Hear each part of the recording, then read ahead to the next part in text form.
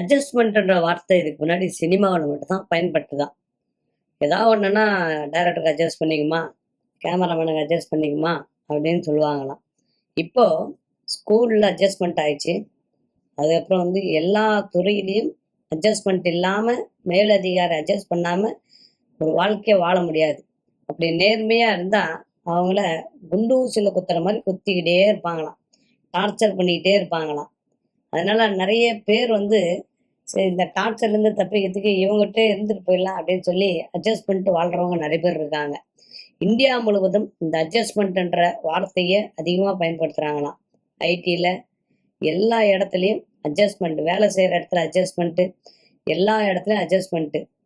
இந்த மாதிரி வெளிப்படையாகவும் கேட்குற ஆண்களும் உண்டு, பெண்களும் உண்டு. பெண்கள் வந்து வருமானம் வருது, குடும்ப சூழ்நிலை காரணமாக எத்தனையோ பேர் அட்ஜஸ்ட் பண்ணி ஒரு வாழ்க்கையை வாழ்கிறாங்களாம் இந்தியாவில்.